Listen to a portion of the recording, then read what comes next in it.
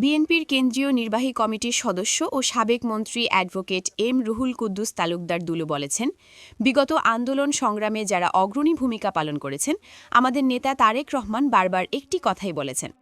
তিনি আজকে নয়, এই ফ্যাসিবাদের পতনের পরেই নয়, বরং 2020 এবং 2022 সাল থেকেই একটি বিষয় বারবার বলে আসছেন। তিনি বলেন, নির্বাচন হবে অবাধ ও নিরপেক্ষ।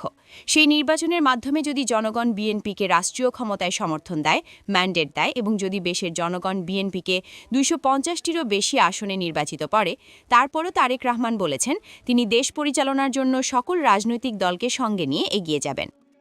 দুলু আরও বলেন, যাদের সংখ্যা হয়তো কমও হতে পারে, কিন্তু দেশ পরিচালনার জন্য যারা যোগ্য ও অভিজ্ঞ, তাদের সঙ্গে নিয়েই তিনি রাষ্ট্র পরিচালনা করবেন। তিনি শুক্রবার দুপুরে আলাইপুর জেলা বিএনপির কার্যালয়ে দেশনেত্রী বেগম খালেদা জিয়ার মৃত্যুতে শোক ও সম্প্রীতি সমাবেশ এবং নাটোর 2 আসনের বিএনপি মনোনীত প্রার্থীর পক্ষে গণ অধিকার পরিষদ ও অঙ্গ সংগঠনের নেতাকর্মীদের ঐক্য ঘোষণা অনুষ্ঠানে এসব কথা বলেন।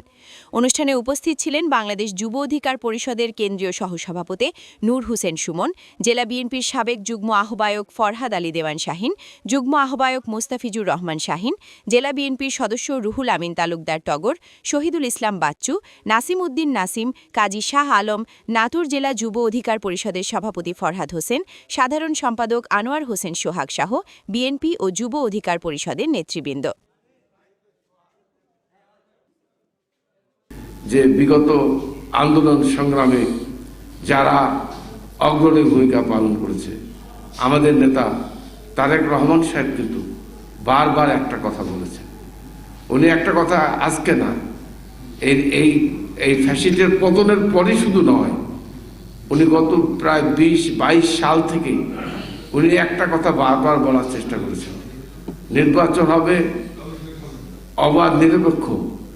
যে নির্বাচনের মাধ্যমে জনগণ যদি বিএনপিকে রাষ্ট্রীয় ক্ষমতায় সমর্থন দেয়, ম্যান্ডেট দেয়, জনগণ যদি বিএনপিকে ম্যান্ডেট দেয়, বিএনপি যদি 2/3